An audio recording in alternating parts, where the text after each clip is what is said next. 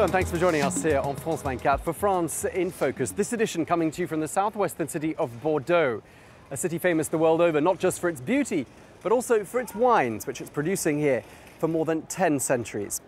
Well, the city is also home to an impressive new wine museum, which we'll be showing you around. We'll also find out more about the growing competition in this sector. Plus, we'll show you a rather unusual technique for producing wine. But let's start by looking at the changing habits of French consumers. France tops the list of the world's biggest wine-drinking nations. The French consume 47.7 litres of wine on average per capita, roughly 60 bottles every year.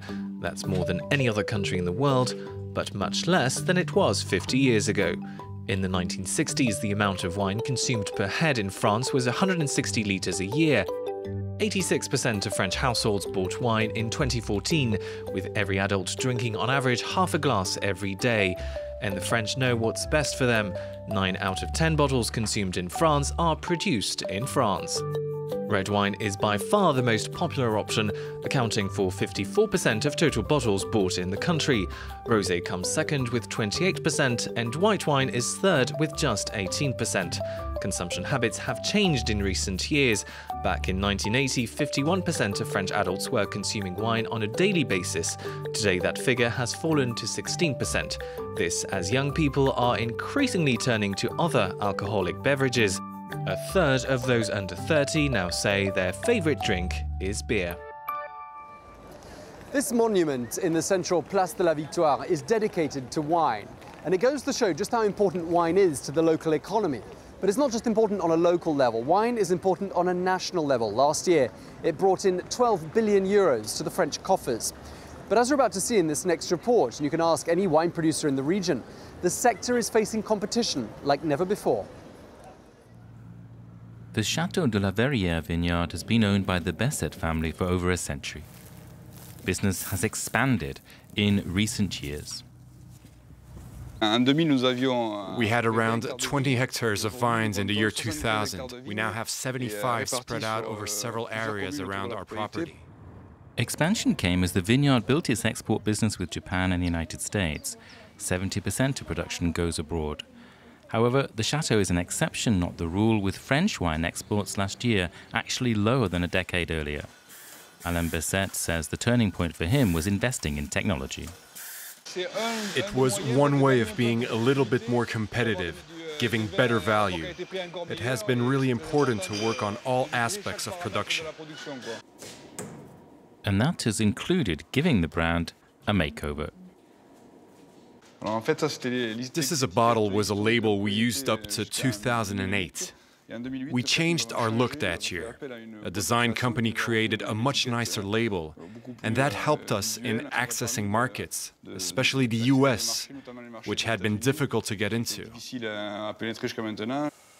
Some wine industry professionals fear such efforts are too little too late, as French wine loses out to wines from emerging markets, such as Chile. The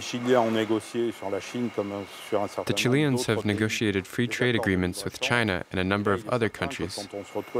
What we're seeing is that we are competing with countries which don't have to pay the tariffs we do. We are penalized, and that's a handicap.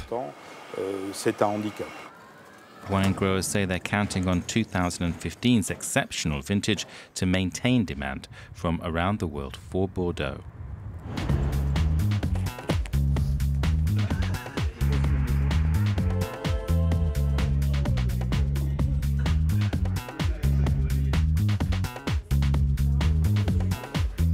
We're now at Bordeaux's newly opened Cite du Vin, a 50-metre tall museum dedicated solely to wine. It's on the banks of the river Garonne here in Bordeaux. Well, it's frankly a place that would make the Roman god Bacchus impressed, and we're going to take you now on a little look around. This is one museum that won't have trouble attracting visitors.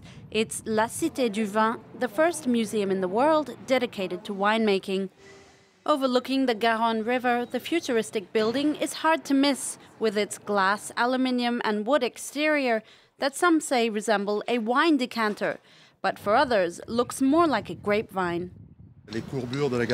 We were inspired by things like the winding nature and colour of the Garonne River. If people want to see it as a grapevine, that's fine, but it wasn't our objective. La Cite du Vin took 3 years to build. It's covered with 900 glass panels, 2,500 aluminium panels, and a majestic wooden structure. The museum also boasts of an interactive exhibition featuring 120 multimedia programs. The goal is to understand the influence of wine through different civilizations.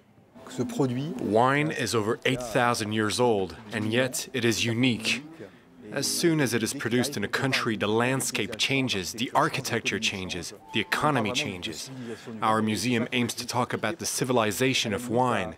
After coming here, the visitor no longer sees wine in the same way. Visitors can attend a workshop to smell the different aromas of wine. There's also, of course, tasting sessions where people can sample one of the museum's 7,000 international wines. We're trying to take the hype away from wine tasting. Tasting is very simple, but people get intimidated because they think it's complicated. It's not. We all have the right to say and think what we want. Bordeaux is hoping the museum will draw 500,000 visitors a year and in the process stamp its mark as a wine capital of the world. Well, just over there is the Chartrons district of Bordeaux, which back in the day was home to some of the region's most important wine merchants. Well, fast forward to the present day, and the sales of French wines to China shot up some 20% during the course of last year. And with China's thirst for wine is also coming a thirst for knowledge, as we're about to see in this next report. A wine tasting starts the day at this business school. The students have to detect the vine varieties being used at a particular vineyard. It's specialized training, and more Chinese are interested in learning. They get to know about wine, and once they like it and have gained the know-how, they export. It's good news for Bordeaux to have ambassadors like these throughout such a huge country. French wine currently accounts for nearly half, 46%, of wine imports in China. I want to return to China and work as a buyer. If I have the chance in France, I would like to export to China. The Chinese are also producing wine in France. Wealthy investors from the Middle Kingdom are drawn by the lifestyle and savoir-faire in France's southwest. Half of this estate agent's clients are from China. A vineyard is not expensive. Buying a chateau for €4 million is the price you pay to buy a small flat in the center of Hong Kong. Drinking wine has become more popular in China in recent years. The country now ranks 5th in terms of wine consumption. We are here above all to produce wine. Wines that Chinese people will like. And then we also want to develop tourism. That's why we have a beautiful chateau with a pleasant French atmosphere that Chinese customers will like.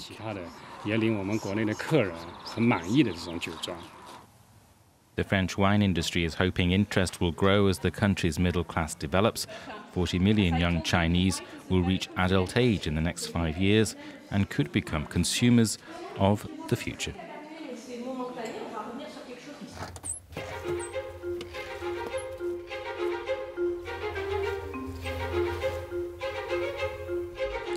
Well, we're now about 35 kilometers north of Bordeaux, near the world-famous village of Saint-Émilion.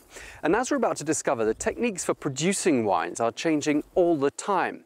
Well, there's one technique we don't hear very much about. It's called biodynamic wine. And we're going to meet now Alain Mouix, who is the owner of Château Fonroc, who produces specifically this type of wine. Very nice to meet you, Alain. Could you start by telling us, what exactly is biodynamic wine? Biodynamics is a holistic approach based on the idea that all elements interact with each other. It means we have to look at the vine's immediate environment, the soil, the plant itself, but we also look at other factors such as the influence of the moon and the stars. The reason for this is to try and strike a harmonious balance between earth, vines and the people who work here.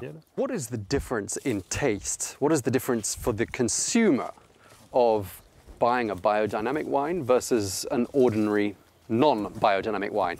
Biodynamic wines tend to have more delicate tannins. That's especially the case with red wines. The flavors are more intense. They're easy to drink, and in my opinion, they don't give you a headache. Okay, we're going to go and have a look now at some of the techniques used in producing a biodynamic wine. So here we're making willow tea. We use it as fungicide. We just put willow leaves in some water, and then we heat the whole thing. Tomorrow we'll have to dilute the tea, and then we'll spray it onto the vines.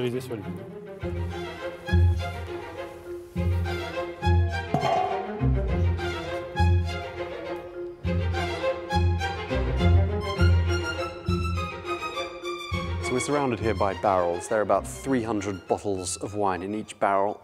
How much wine are you producing each year? Between 80,000 and 100,000 bottles. And where can we actually buy your wines? What are your main markets around the world? We sell our wines all around the world, but most of our exports go to countries where there is greater environmental awareness, in particular countries in Northern Europe, Switzerland, Germany, Japan, even some parts of the US. New York. Alain, this chateau has been in your family for 4 generations. You're the 4th generation.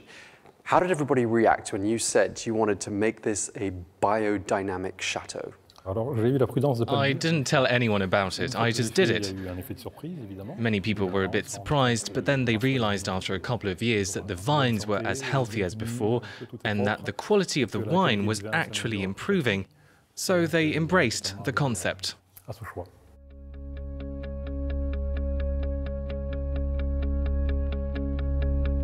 Well, that's it for this week's edition of France in Focus. We're going to leave you here amongst the vines in Bordeaux. Thanks for watching. See you again soon here on France 24.